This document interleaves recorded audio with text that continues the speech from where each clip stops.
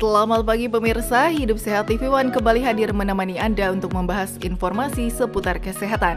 Tentunya dengan narasumber yang kompeten. Sebelum membedah tema-tema lain, simak dulu tentang dialog kali ini mengenai amankah konsumsi cincau untuk berbuka puasa.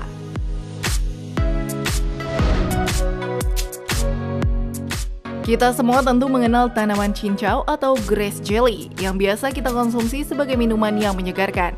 Terdapat dua jenis cincau yang sering kita temui, cincau hijau dan cincau hitam. Namun tahukah Anda manfaat dari kedua jenis cincau tersebut? Amankah kita konsumsi untuk berbuka puasa dan apa saja manfaat terkandung di dalamnya? Hidup Sehat kali ini akan membahasnya mengenai tanaman yang berasal dari Asia Tenggara yang tumbuh secara liar. Di Indonesia, cincau sangat mudah dijumpai dan dijual di berbagai tempat. Es cincau adalah salah satu menu olahan favorit dan disukai semua orang dari berbagai usia. Selain itu, cincau juga memiliki berbagai manfaat kesehatan loh pemirsa.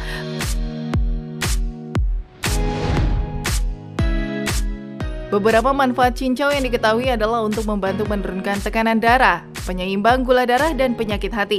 Cincau juga dipercaya sebagai antioksidan untuk melawan radikal bebas dan bakteri berbahaya penyebab berbagai penyakit dan infeksi. Di bulan Ramadan seperti sekarang ini sudah pasti cincau banyak disantap sebagai menu berbuka puasa dan menyegarkan serta memuaskan dahaga setelah seharian berpuasa. Tak hanya menyegarkan, cincau juga memberikan manfaat bagi kesehatan. Konsumsi cincau saat berbuka puasa ternyata baik bagi tubuh yang dehidrasi. Apalagi ya manfaat lain dari cincau dan amankah cincau untuk jadi menu takjil?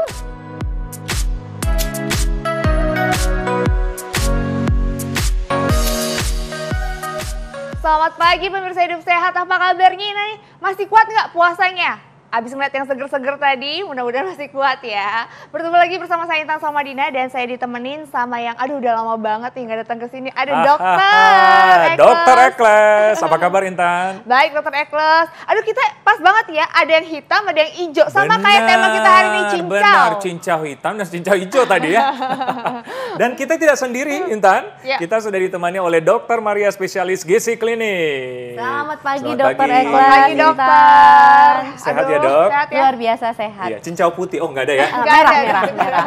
Aduh dokter, ini pasti pemirsa hari ini seger banget ya. Tadi ngelihat cincau, terus ada Dokter Maria juga di sini, seger banget tuh pastinya. Asik. Pastinya kalau ada Dokter Maria membahas apa sih manfaat kesehatan cincau ya? Nah, baik iya, cincau hitam sama betul cincau hijau. Hijau dan hitam. Yang jadi pertanyaan, apakah aman saat berbuka puasa? Ya, dokter ini Iya. aman nggak dokter cincau dikonsumsi saat berbuka puasa? Pastinya aman karena benefit terhadap kesehatannya kan banyak. Lumayan ya, belum lagi seratnya, belum lagi kesegarannya, dan biasanya cincau itu diolah pastinya supaya dia menjadi seperti jelly itu kan dicampur air.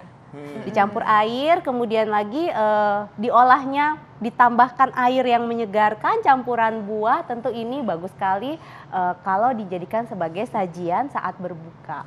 Oke, berarti bagus untuk Iya. berbuka puasa. Ya? Boleh ya, Iya, boleh, berarti. boleh. Nah dokter, tapi kan biasa berpuasa itu kan kita udah seharian gak makan, gak minum, butuh energi, butuh Iya. yang manis-manis. Boleh nggak sih dok kalau ditambahin dengan gula?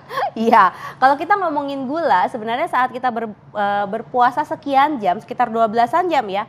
Nah, memang pada saat berbuka disarankan untuk mengisi hidrasi, jadi status hidrasi cairan, kemudian sesuatu yang bisa meningkatkan kadar gula darah kita dengan cepat.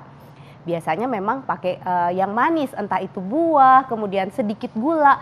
Gula ini batasannya ya wajar seperti apa sehari-hari, anjuran sehari-hari bahwa gula amannya sekitar 1-2 sendok makan per hari.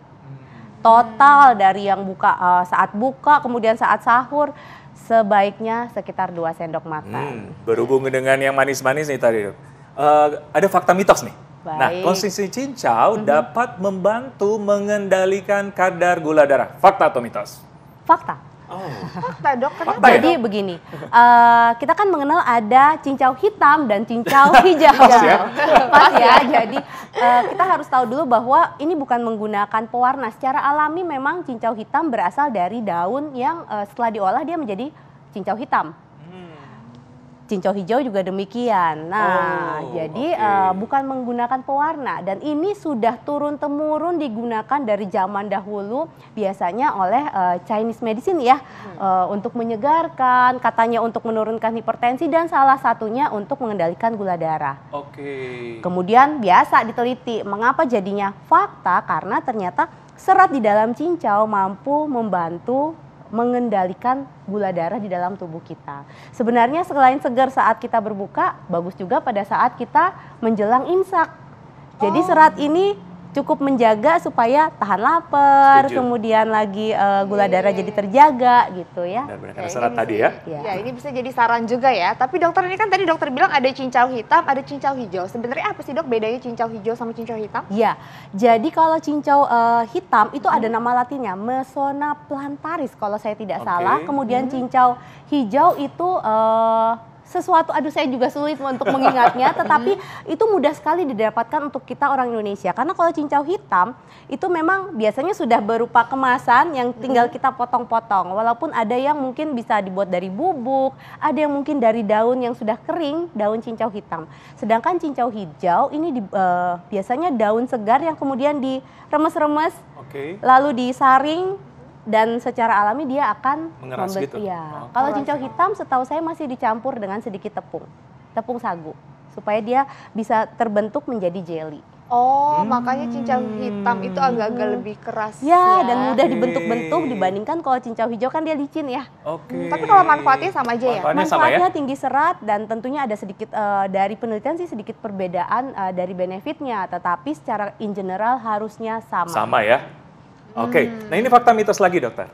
Cincau baik untuk diet. Nah, bagi diet lover nih, fakta atau mitos? Jawab nggak ya? Oh ya, ini fakta pastinya. Oh, langsung cari cincau nih. Tetapi syarat dan ketentuan berlaku. Aduh, ada syarat. Apa dok? Jadi gini, lumrahnya biasanya kita dapatkan cincau itu sudah berupa campuran dalam es buah yang ada kental manisnya, kemudian yang ada gulanya, yang ada santannya. Benefitnya cincau ini baik buat saluran cerna kita, buat kesehatan kita. Tetapi kalau ini campurannya sudah hal-hal yang sebaiknya tidak kita konsumsi, misalnya santan terlalu banyak, gula terlalu banyak, kental manis terlalu banyak, tentunya ada peluang kita mendapatkan hal yang lain, misalnya gula darah jadi tidak terkontrol gitu kalori lebih tinggi ya. Kalori lebih tinggi, batal deh dietnya gitu ya. Oh setuju. Nah terus kalau misalnya mau diet gimana cara mengolahnya dokter? Ya, mengolah cincau itu kan biasanya ada sedikit, kalau yang hitam ada sedikit campuran gula, kemungkinan tergantung siapa yang bikin, tetapi biasanya gulanya juga nggak banyak gitu ya. Nah, pada saat kita mengolah menyajikan menjadi suatu bentuk menu, sebaiknya campurlah bersama buah-buahan yang segar, yang berair. Kemudian tentu kalau berbuka biasanya suka yang dingin gitu ya. Silahkan, kalau memang tidak ada resiko terhadap kadar gula darah, mungkin pemakaian gula atau sirup cukup 1 atau 1,5 sendok makan. Tentunya campur buah nih ya, pasti supaya antioksidannya lebih tokcer. Ini ternyata banyak banget manfaat cincau ya dok. Ini juga ada fakta dan mitos yang beredar dokter. Nih katanya cincau mampu membantu menurunkan resiko penyakit jantung dan juga stroke serta darah tinggi. Ini fakta atau mitos? Tapi dijawab nanti dokter. Kita temukan jawabannya pemirsa sesaat lagi, tetap di Hidup Sehat. Oke pemirsa, masih bersama kami di Hidup Sehat, masih membahas mengenai cincau hitam sama cincau hijau. Iya. Nah, tadi dokter ada yang pertanyaan yang belum terjawab, fakta mitos ya. Nah, katanya cincau mampu menurunkan atau membantu resiko penyakit jantung, stroke, dan darah tinggi. Fakta atau mitos? Borong ya pertanyaannya. Ya fakta, tetapi memang tidak secara langsung.